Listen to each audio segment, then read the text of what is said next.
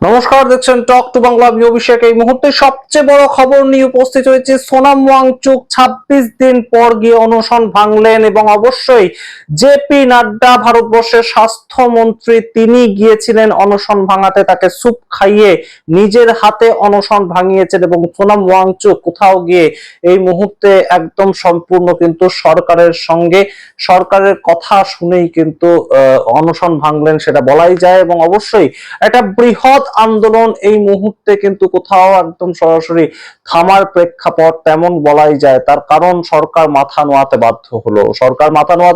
তার কারণ মধ্যরাতে যা খবর উঠে আসছে, নরেন্দ্র মোদী ভিডিও বার্তা শেয়ার করেছেন এবং জেপি নাড্ডা তার বাড়িতে বৈঠক ছিল এবং সেই সংক্রান্ত বিষয়ে বড় সড় আপডেট এই মুহূর্তে যেটা উঠে আসছে, হায়ার এডুকেশন মিনিস্টার, তার যে সেক্রেটারি, তাকে বদলানো হলো, তাকে সরিয়ে দেওয়া হলো। এবং অবশ্যই গুরুত্বপূর্ণভাবে এই মুহূর্তে আরো বার্তা দিয়েছেন নরেন্দ্র মোদী যে আগামী কাল সরাসরি ক্যাবিনেটের বৈঠক হবে এবং ক্যাবিনেটের বৈঠকে কিন্তু বড় সড় কঠিন সিদ্ধান্ত এবং ফাস্ট ট্র্যাক কোর্টে, যে কথাটা তিনি সকালে লিখেছিলেন তার এক্স হ্যান্ডেলে, ফাস্ট ট্র্যাক কোর্টে সম্পূর্ণভাবে এই বিষয়টা নিয়ে তদন্ত চলবে এবং অবশ্যই সেটার যে শুনানি, সেটার বিচার হবে, সমস্তটা তিনি বলছেন। তার ভিডিও বার্তা আপনারা দেখবেন। কিন্তু গুরুত্বপূর্ণ সবচেয়ে যে এই মিটিং থেকেই বেরিয়ে গেলেন একদম সরাসরি জেপি নাড্ডা এবং জিতেন্দ্র সিং, এবং তারা দুজনে বেরিয়ে গিয়ে সোনাম ওয়াংচুকের যে হসপিটাল, সেই মান্দানা হসপিটালে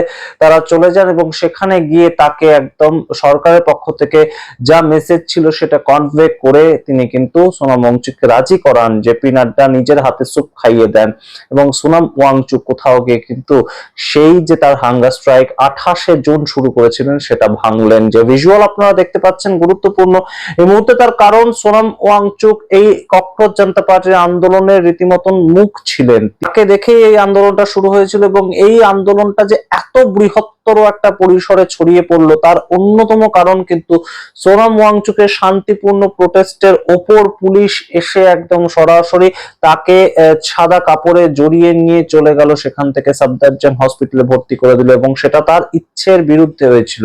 তো সেই জায়গা থেকে এই আন্দোলনের এতটা বৃহৎ একটা আকার ধারণ করেছিল এবং 20শে জুলাই সংসদ চলো, সেখানে একটা ভ্যান্ডালিজম তৈরি হয়, পুলিশ লাঠিচার্জ করে, আমরা দেখতে পাই যে টিয়ার গ্যাস তাক করে। কিন্তু সম্পূর্ণ বিষয়টা কিন্তু যেভাবে এগোচ্ছিল, আপনাদেরকে আগেই বলেছিলাম যে এর পরবর্তীতে মোদী সরকার যদি এই মুহূর্তে একটা কঠিন সিদ্ধান্ত না নেয়, কঠোর সিদ্ধান্ত না নেয়, তাহলে কিন্তু সেটা কোনোভাবেই কিন্তু আর ঠেকিয়ে রাখতে পারবে না। কারণ প্রত্যেকটা স্টেট থেকে খবর উঠে আসছে যে এই আন্দোলন আরো বৃহৎ প্রেক্ষিতে ছড়িয়ে পড়বে।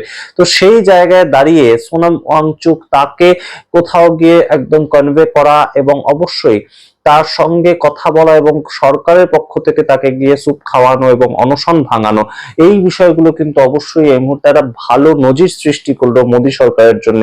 এবং অবশ্যই শেষ দাবি ইস্তফা, শেষ দাবি ধর্মেন্দ্র প্রধান, শিক্ষামন্ত্রী, তাকে সরিয়ে দিতে হবে।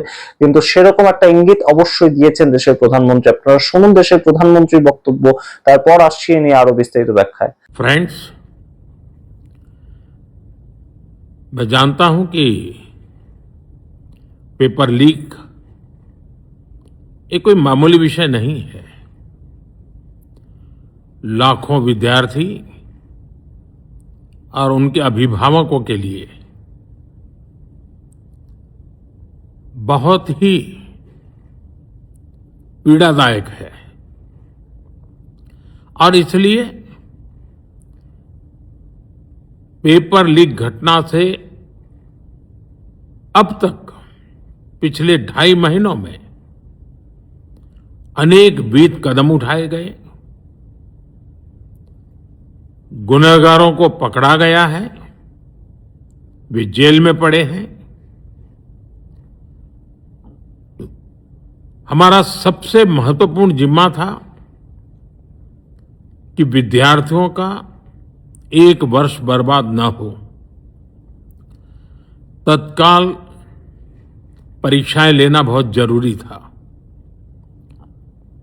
सरकार ने अभी पूरी शक्ति का उपयोग करके कम से कम समय में 22 लाख जितने विद्यार्थियों के एग्जाम हो जाएं, इसका प्रबंध किया और अभी 5-6 दिन पहले 19 तारीख को रिजल्ट भी आ गया और देश भर में उत्तीर्ण हो गए विद्यार्थियों की खुशियों की खबरें भी आ रही हैं। लेकिन हम वहां पर संतोष मानने वाले लोगों में से नहीं है और इसलिए मैंने आज फास्ट ट्रैक कोर्ट के लिए विभागों को निर्देश दिए थे। आज विभागों ने लगातार मेहनत करके देर रात मुझे मुसद्दा भी दे दिया। फास्ट ट्रैक कोर्ट और कठोर सजा के प्रावधान के साथ का ये मुसद्दा कल कैबिनेट में चर्चा होगी। कैबिनेट के साथियों के सुझाव के बाद उसका अंतिम रूप दिया जाएगा और सोमवार से संसद का दूसरा सप्ताह शुरू हो रहा है। तब जल्द से जल्द उस बिल को सदन में पारित कराने का प्रयास किया जाएगा। আপনারা শুনলেন দেশের প্রধানমন্ত্রী নরেন্দ্র মোদীর মাঝরাত্রে দেয়া বার্তা এবং সেটা সোশ্যাল মিডিয়াতে দেয়া বার্তা, সেটা আপনারা শুনলেন তার ইউটিউব চ্যানেল থেকে একদম রিলিজ করেছেন তিনি। তার সঙ্গে গুরুত্বপূর্ণ আরো একটা নিউজ উঠে আসছে, ব্রেকিং নিউজ। আজকের এই বৈঠক থেকে একদম সরাসরি নিউজটা বেরিয়েছে।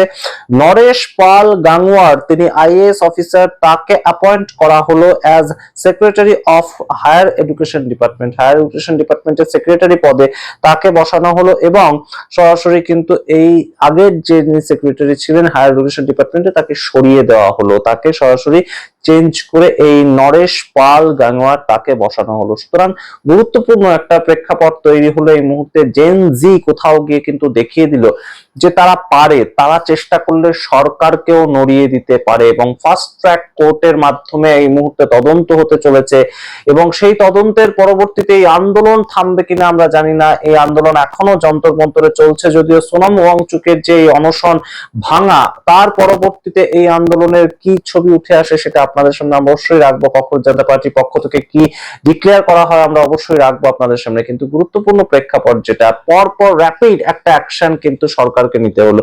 শুধুমাত্র পুলিশ দিয়ে, শুধুমাত্র লাঠিচার্জ করে, শুধুমাত্র কাঁদানে গ্যাস ছুঁড়ে, জল কামান ছুঁড়ে জেনজিকে আটকে রাখতে যে পারা যায় না, জেনজিকে যে দমন করা যায় না, সেই একটা ছবি কিন্তু উঠে এলো এবং অবশ্যই সরকার মাথা নোয়াতে বাধ্য হলো। গত 12 বছরে এই নিয়ে কিন্তু সরকার দ্বিতীয়বার বলা যায় মাথা নোয়াতে বাধ্য হলো। তার কারণ প্রথমবার আপনাদের মনে থাকবে যে কৃষি বিল প্রত্যাহার করে নিয়েছিলেন নরেন্দ্র মোদী, তো এইটা দ্বিতীয়বার কিন্তু অবশ্যই। এবং 2026 সালে একটা ঐতিহাসিক মুহূর্ত তৈরি হলো কিন্তু যে সোনাম ওয়াংচুক তিনি এই সরকারকেও কোথাও গিয়ে মাথা নোয়াতে বাধ্য করলেন এবং সরকারের মন্ত্রী তারাই এসে একদম সরাসরি স্যুপ খাইয়ে কোথাও গিয়ে প্রমাণ করলেন সেদিন পুলিশ, দিল্লি পুলিশ যেভাবে সোনাম ওয়াংচুককে চ্যাংদোলা করে তার ইচ্ছের বিরুদ্ধে তুলে নিয়ে চলে গিয়েছিল সেটা বোধহয় খুব একটা ঠিক হয়নি।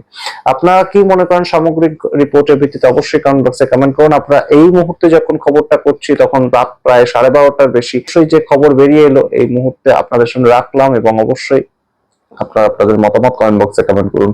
দেখতে থাকুন টক টু বাংলা। অবশ্যই টক টু বাংলা ইউটিউব চ্যানেলকে সাবস্ক্রাইব করতে ভুলবেন না। ধন্যবাদ।